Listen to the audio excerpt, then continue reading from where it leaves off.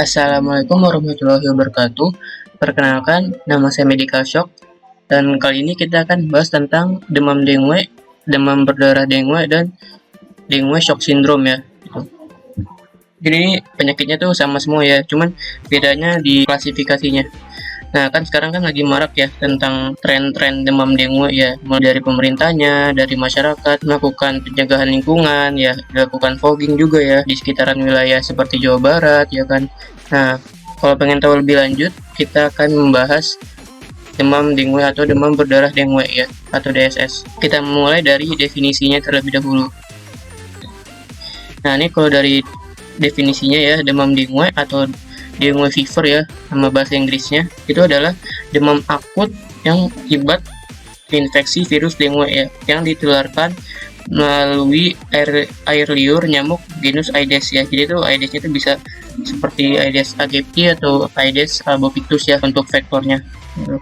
Tapi penyebabnya itu tetap disebabkan oleh virus dengue gitu. Nah, dari demam dengue ini nanti bisa menyebabkan terjadinya demam berdarah dengue dan dengue shock syndrome ya. Ini merupakan manifestasi klinis yang sangat berat ya pada virus dengue-nya. Kemudian pada epidemiologinya, pada epidemiologi itu paling sering itu ditemukan di wilayah tropis ya, di wilayah tropis atau subtropis ya. Di mana tuh? Di mana aja? Seperti di Amerika Selatan, di Afrika, Timur Tengah, dan di Asia ya. Nah, bisa itu di Asia kan banyak ya. Kemudian kalau di epidemiologi di Indonesia tuh dia insidensi dengue fever ya atau demam dengue itu dia meningkat ya, yang dimana tuh dia insidennya kalau misalkan pada kasus DBD ya, demam berdarah dengue atau dengue shock syndrome itu di Indonesia tuh pada tahun 2020 bulan Juli itu sebesar 71.633 kasus ya.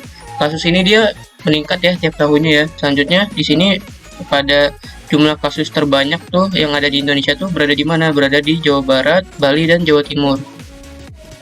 Kemudian untuk etiologi dari demam dengue ya, dari etiologinya ini dia disebabkan oleh tadi ya virus dengue, namanya itu Denvi ya, famili Flaviviridae dan genus Flavivirus ya, bisa dibilang juga tuh arbovirus juga. Denvi ini atau virus dengue itu memiliki 4 serotype ya.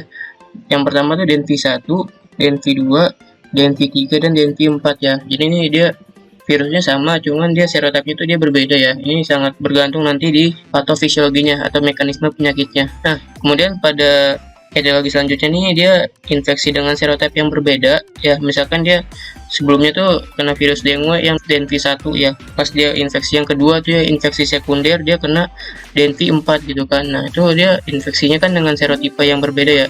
Infeksi dengan serotipe yang berbeda itu akan mempengaruhi tingkat keparahan demam dengue ya, bisa terjadi DBD ya, demam berdarah dengue atau dengue shock syndrome ya. Untuk faktornya tadi sama ya, segala nyamuk Aedes ya, tapi paling sering itu disebabkan oleh Aedes aegypti dan Aedes albopictus ya. Kemudian untuk faktor risikonya, kalau faktor risikonya tuh dia seperti banyak air jernih yang tergenang ya, yang kotor ya, di selokan ya, atau air bak mandi ya kan, air jernih yang tergenang. Kemudian juga di kamar dan ruangan yang tertutup. Kemudian pada pencahayaan sinar yang mataharinya yang buruk ya, jadi seperti dia nggak buka jendela, nggak buka ventilasi ya, jadi dia pencahayaan sinarnya buruk ya, menyebabkan banyak nyamuk-nyamuk yang berkembang biak ya kan. Kemudian juga karena dia suhunya lebih dari 18 derajat Celcius, banyak pakaian yang tergantung dan lingkungan yang padat ya. Jadi kalau misalkan pada lingkungan yang padat, habis itu kumuh ya, yang berdekatan rumahnya tuh, itu bisa menyebabkan faktor risiko terjadinya demam dengue. Ini untuk diagnosisnya. Nah, untuk diagnosisnya ini kita lihat juga ya pada fase gejala demam dengue. Fase gejala demam dengue itu kan dibagi 3 ya, ada fase febris, fase kritis, dan fase pemulihan. Kalau fase febris ini dia pada fase 0 sampai 3 hari ya. 0 sampai 3 hari atau 4 hari. Kalau fase kritis itu biasanya sampai dari hari ketiga sampai hari ke-7 ya. Kalau pada fase pemulihan dia biasanya tuh dia lebih dari 1 minggu, atau kalau misalkan dia udah sembuh dari penyakitnya atau dia lagi recover lah. Nah, ini kita mulai dari fase febris dulu ya. Kalau pada fase febris atau fase demam tinggi ya pada DBD itu dia biasanya tuh ada demam mendadak ya. Demam mendadak tinggi 2 sampai 7 hari ya, sekitaran 39 sampai 40 derajat Celcius demamnya. Nah, disertai menggigil ya. Kemudian juga ada muka kemerahan, eritema kulit ya, berupa peteki ya juga ya. Ada ruam kulit ya, kemudian juga ada nyeri seluruh badan ya, nyeri pada otot, nyeri pada sendi ya, mialgia, atralgia, kasus juga ada sakit kepala, dan juga beberapa kasus ya ditemukan nyeri tenggorokan, infeksi faringitis, konjungtivitis ya, nggak mau makan, mau muntah. Kemudian juga tadi ya bisa dilihat ada peteki ya, ada perdarahan spontan ya, perdarahan mukosa ya. Kemudian pada fase kritis ini juga terjadi pada hari ketiga sampai ke-7 penyakitnya gitu. Nah ini biasanya tuh kalau pada fase kritis tuh bisa terjadi DBD ya, bisa terjadi DBD atau Dengue shock syndrome ya kan, karena bisa terjadi shock ya. Nah tandanya tuh apa? Tandanya tuh dia terjadi penurunan suhu tubuh ya. Jadi yang dimana suhunya tuh dia tinggi banget gitu kan, tiba-tiba anjlok gitu kan turunnya. Misalkan suhunya jadi normal lagi gitu kan. Nah itu berarti dia ada penurunan suhu tubuh kan ya, disertai kenaikan permeabilitas kapiler ya. Ini tanda-tanda dari hemokonsentrasi dan timbul kebocoran plasma yang biasanya berlangsung selama 24-48 jam. Kebocoran plasma ini juga sering didahului leukopenia atau leukositnya menurun ya. Leukositnya menurun secara progresif disertai penurunan hitung trombosit atau trombositopenia gitu. Nah selanjutnya pada fase pemulihan. Pada fase pemulihan ini dia terjadi setelah fase kritis ya. Jadi dia pasiennya udah recover ya, udah lumayan ya, udah agak sembuh ya dari melewati fase kritis ya.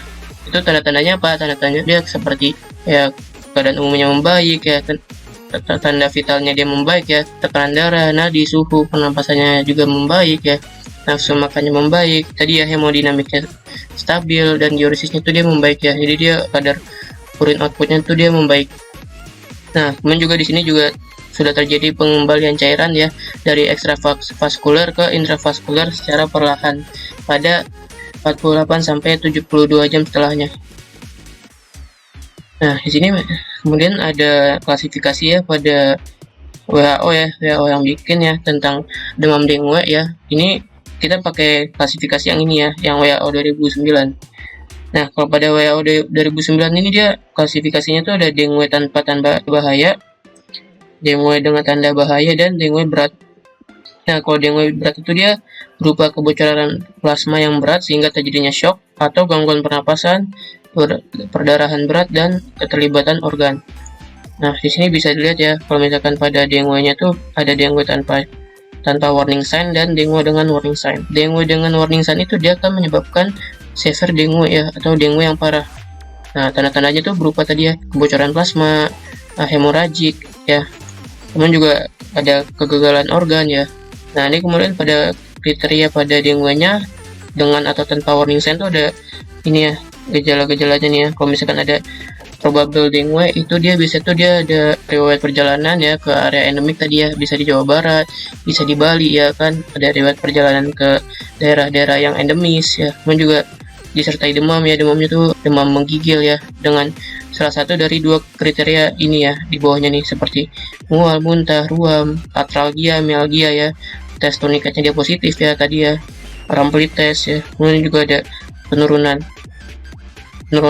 leukosit ya, leukopenia, atau ada tanda-tanda bahaya gitu kan, warning sign. Nah, kalau misalkan dengan ada warning sign itu dia, kalau misalkan dia gejalanya itu dia memburuk ya, udah parah banget gitu kan, diobatin juga tetap parah gitu kan, memburuk, itu tanda-tandanya seperti ada nyeri abdomen ya, ada nyeri abdomen.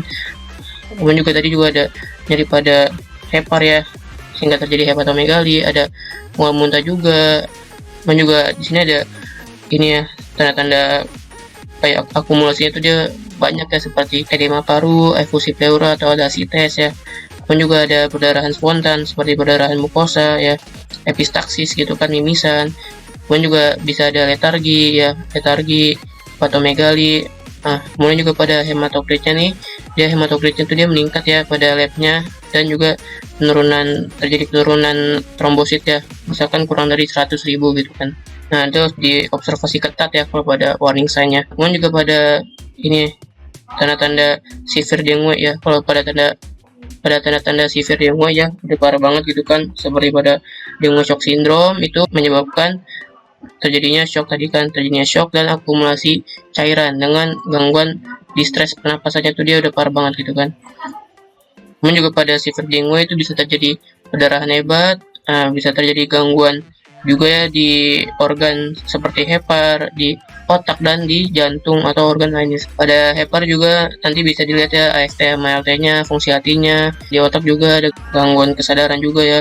Nah, kita mulai lagi nih ya, ke atas lagi nih kita nih dengo dengan warning sign ya. Kalau dengo dengan warning sign itu dia tadi kan udah dijelasin ya. Itu dia timbulnya renjetan DSS atau terjadi perburukan tadi ya, seperti pusing berat, letargi, gelisah, perubahan perilaku secara mendadak, sesak napas, nyeri abdomen berat.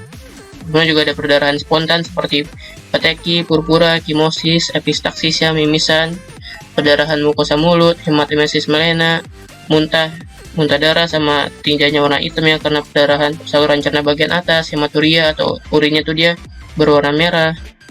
Kemudian juga ada tanda-tanda seperti kulitnya lembab sama dingin. Kemudian juga pada bagian kaki sama tangannya tuh dia pucat sama dingin ya, atau cyanosis perifer, dan terjadi oliguria atau tidak ada produksi urin selama 4-6 jam gitu kan. Jadi dia pasiennya tuh dia nggak kencing gitu kan selama 4-6 jam. Nah kemudian nih pada tanda dan gejala klasik ya, pada demam dengue ya, sama tanda-tanda pada sistem organnya tuh apa aja. Kalau pada tanda dan gejalanya tuh dia ada 3 ya gampangnya, yaitu demam ya, demamnya menggigil, ruam kulit, dan perdarahan tadi. Kalau misalkan ditinjau dari gejala dan tanda menurut sistem organ itu ada, kalau pada sistemik tuh dia gejala dan tandanya tuh dia demam tinggi tadi ya, demamnya 39-40 derajat Celcius. Kemudian di tanda vital bisa terjadi takikardi atau heart rate-nya tuh dia di atas 100, hipotensi, tekanan darahnya dikurang dari 90/60. Kemudian juga pada kepala bisa terjadi nyeri kepala, epistaksis ya, gusi berdarah. Kalau pada gastrointestinal atau pencernaan bisa terjadi mual, hematemesis, melena, hepatomegali, dan asites. Kalau pada ekstremitas bisa terjadi tangan dan kakinya dingin ya, akralnya dingin, mialgia atau nyeri otot. Pada kulit bisa terjadi peteki, purpura, dan ekimosis. Nah selanjutnya tadi ya pada gejala dengue dengan warning sign ya. Selanjutnya kita lihat dari klasifikasi WHO berdasarkan derajat dengue ya. Jadi kalau misalkan derajat dengue ini dia fungsinya itu untuk apa? Fungsinya itu untuk tata laksana ya. Kalau untuk diagnosis tadi pakainya tuh yang dengue dengan warning sign ya. Pakainya tuh dia WHO 2009 kalau untuk diagnosis. Kalau untuk tata laksana kita pakai WHO tahun 1997 gitu ya. Nah, kalau pada WHO 1997 tata laksananya tuh ada dengue fever, dengue hemorrhagic fever grade 1, grade 2, grade 3, dan grade 4. Dengue fever itu gejala dan tandanya tuh dia tadi ya, gejala dan tanda klasik ya, seperti nyeri kepala, nyeri belakang bola mata ya, atau nyeri retroorbital ya, mialgia, atralgia atau nyeri tulang, ruam, seperti ada peteki, manifestasi perdarahan, dan peningkatan hematokrit 5-10%, dan tidak ada bukti kebocoran plasma ya, ini bisa di bold gitu kan. Nah ini dia gejala dan tandanya tuh dia minimal 2 ya, minimal 2 dari 7 gejala ini. Kalau pada lab dia ini ya, udah ada leukopenia, udah ada trombositopenia, udah ada peningkatan hematokrit, tapi dia nggak ada bukti kebocoran plasma. Jadi kalau misalkan kita tes uji tourniquet dia bisa negatif gitu.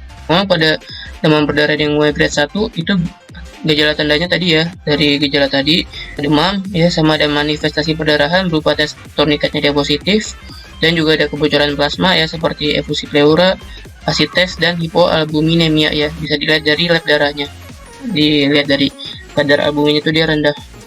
Kemudian pada lab juga bisa didapatkan trombositopenia ya, kurang dari 100.000, atau peningkatan hematokrit lebih dari 20%.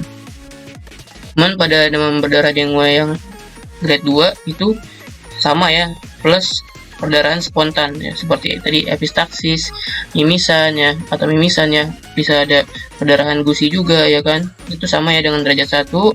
Kalau misalnya derajat 3 itu sama dengan derajat 1 atau 2, ditambah kegagalan sirkulasi seperti nadi lemah, pulse pressure-nya dia sempit ya, misalkan dia pulse tekanan darahnya tuh dia menyempit seperti 100/80 gitu kan, jadi dia pulse pressure-nya tuh dia menyempit kurang dari 20 mm air raksa, hipotensi, dan kelemahan umum.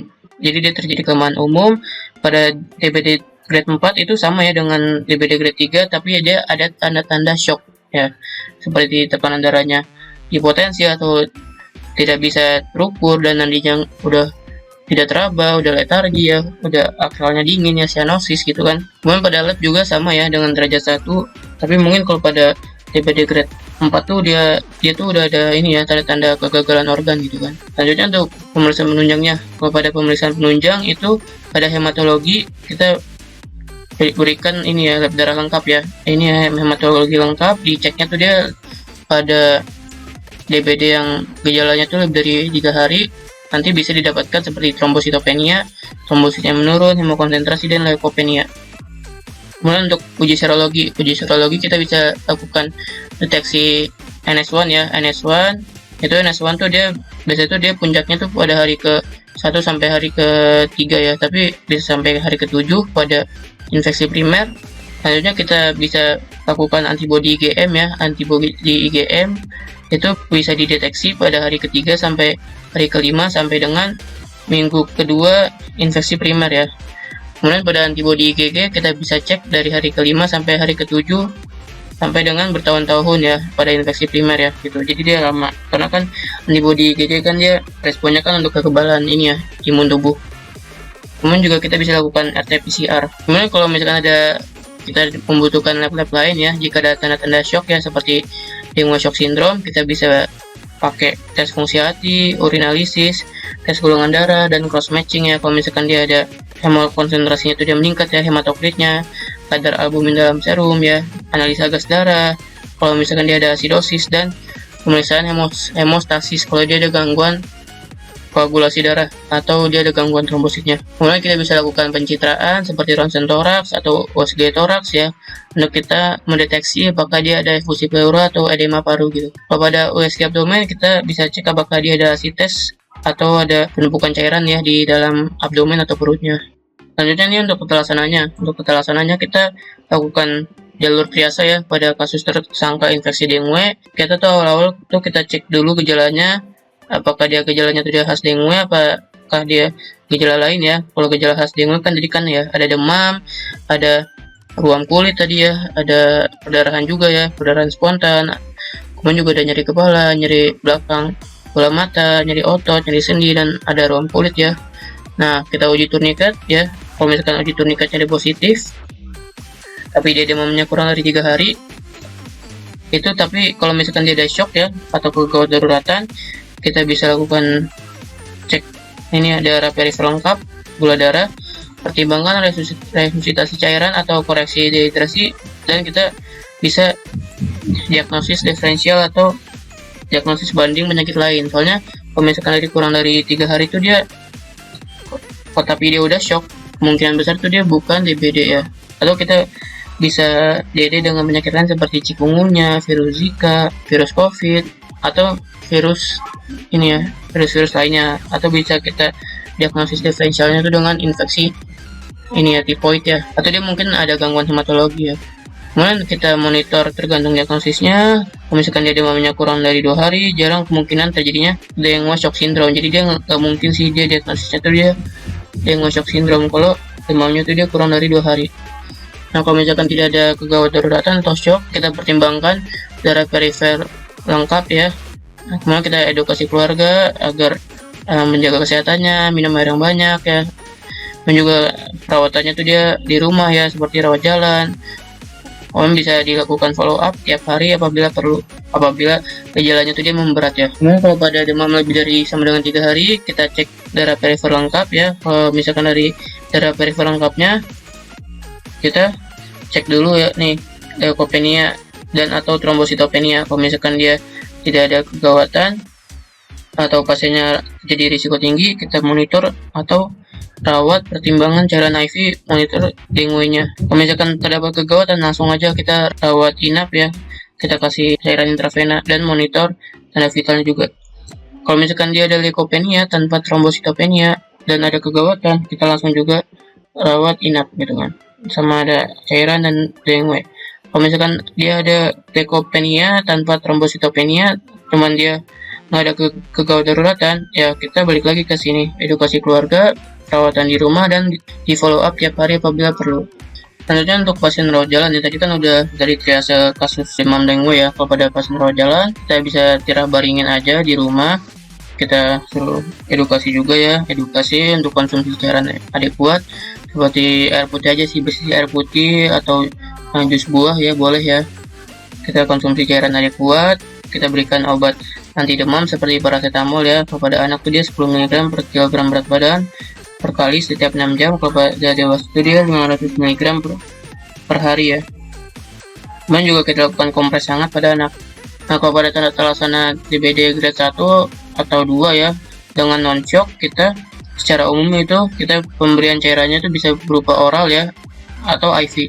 Kalau misalkan IV itu dia biasanya pada orang-orang atau pasien yang nggak bisa minum air ya. Kalau misalkan dia udah muntah-muntah ya, nggak bisa minum air secara gampang gitu kan, kita bisa berikan cairan infus intravena ya, untuk maintenance ya 1 hari, dan disertai defisit 5% ya. Diberikannya kapan? Diberikannya selama 48 jam.